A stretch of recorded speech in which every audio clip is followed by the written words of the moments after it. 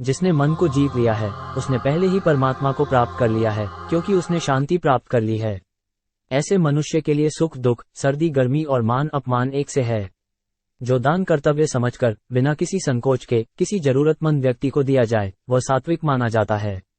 ईश्वर, ब्राह्मणों, गुरु, माता पिता जैसे गुरुजनों की पूजा करना तथा पवित्रता, सरलता, ब्रह्मचर्य और अहिंसा ही शारीरिक तपस्या है। भगवद गीता के अनुसार नरक के 3 द्वार होते हैं: वासना, क्रोध और लालच। भविष्य का दूसरा नाम है संघर्ष। हे अर्जुन, परमेश्वर प्रत्येक जीव के हृदय में स्थित है। हे अर्जुन, जो बहुत खाता है या कम खाता है, जो ज्यादा सोता है या कम सोता है, वह कभी भी योगी नहीं बन सकता। जो मुझे सब जगह देखता है और सब कुछ मुझ में देखता है, उसके लिए न तो मैं कभी अदृश्य होता हूँ और न वो मेरे लिए अदृश्य होता है। मैं हर जीव के हृदय में परमात्मा स्वरूप स्थित हूँ। जैसे ही कोई किसी देवता की पूजा करने की इच्छा करता है, मैं उसकी श्रद्धा को स्थिर करता हूँ, जिससे वो उसी विशेष देवता की भक्ति कर सके। जो महापुरुष मन की सब इच्छाओं को त्याग देता है और अपने आप ही में प्रसन्न रहता है, उसको निश्चल बुद्धि कहते हैं। जो विद्वान होते हैं वो न तो जीवन के लिए और न ही मृत के लिए शोक करते हैं। हे अर्जुन, जो जीवन के मूल्य को जानता हो, इससे उच्चलोक की नहीं अपितु अपयश प्राप्ति होती है। जीवन ना तो भविष्य में है ना अतीत में, जीवन तो इस क्षण में है। खुद को जीवन के योग्य बनाना ही सफलता और सुख का एकमात्र मार्ग है। हे अर्जुन, जो पुरुष सुख तथा दुख में विचलित नहीं होता और इन दोनों में संभाव रहता है, वह निश्चित रूप से मुक्ति के योग्य है। जिस प्रकार मनुष्य पुराने कपड़ों को त्याग कर नए कपड़े धारण करता है, उसी प्रकार आत्मा पुराने तथा व्यर्थ के शरीरों को त्याग कर नया भौतिक शरीर धारण करता है। हे अर्जुन, तुम्हारे तथा मेरे अनेक जन्म हो चुके हैं। मुझे तो वो सब जन्म याद है, लेकिन तुम्हें नहीं। जो कर्म को फल के लिए करता है, वास्तव में ना उसे फल मिलता है, ना ही वो कर्म है। कर्म करो, फल की चिंता मत करो। फल की लालसा छोड़कर कर्म करने वाला पुरुष ही अपने जीवन को सफल बनाता है। जो मनुष्य कर्म में अकर्म और अकर्म में कर्म देखता है, वह सभी मनुष्यों में बुद्धिमान है और सब प्रकार के कर्मों में प्रवृत्त रहकर भी दिव्य स्थिति में रहता है। गुरु दीक्षा बिना प्राणी के सब कर्म निष्फल होते हैं।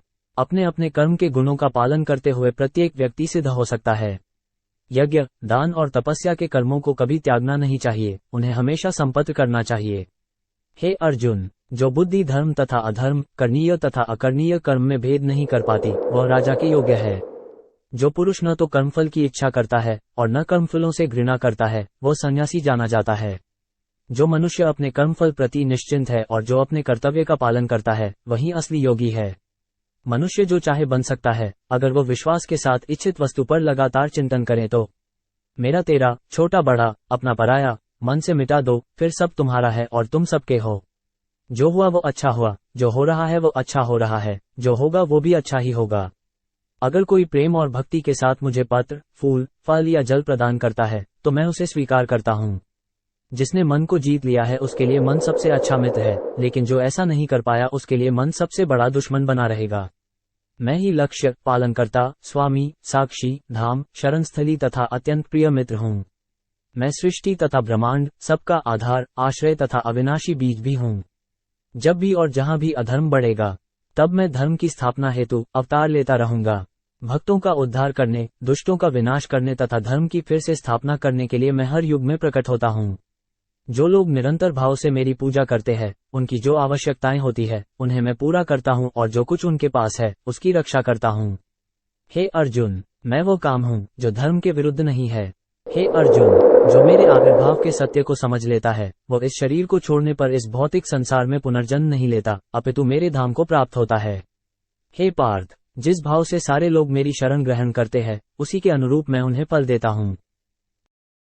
हे अर्जुन, धन और स्त्री सब नाश रूप है, मेरी भक्ति का नाश नहीं है। निर्बलता अवश्य ईश्वर देता है, किंतु मर्यादा मनुष्य का मन ही निर्मित करता है। डर धारण करने से भविष्य के दुख का निवारण नहीं होता है। डर केवल आने वाले दुख की कल्पना ही है। हे कुंती पुत्र, मैं जल का स्वाद हूँ, सूर्य तथा चंद्रमा का प्रकाश हूँ, वैदिक मंत्रों में ओंकार हूँ, आकाश में ध्वनि हूँ तथा मनुष्य में सामर्थ्य हूँ। हे अर्जुन, धन और स्त्री सब नाश रूप है, मेरी भक्ति का नाश नहीं है। अनेक जन्म के बाद जिसे सचमुच ज्ञान होता है, वो मुझको समस्त कारणों का कारण जानकर मेरी शरण में आता है। ऐसा महात्मा अत्यंत दुर्लभ होता है।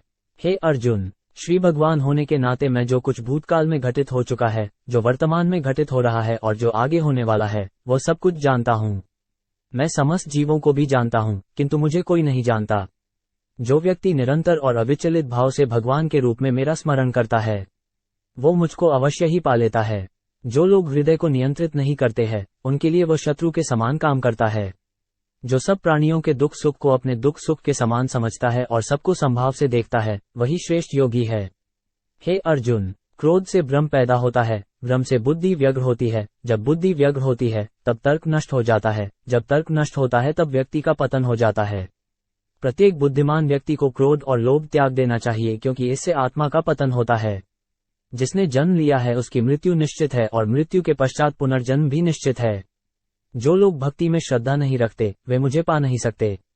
अतः वे इस दुनिया में जन्म मृत्यु के रास्ते पर वापस आते रहते हैं। हे अर्जुन, मैं ही गर्मी प्रदान करता हूँ और बारिश को लाता और रोकता हूँ। मैं अमर हूँ और साक्षात मृत्यु भी हूँ। आत्मा तथा पदार्थ दोनों मुझ ही में हैं।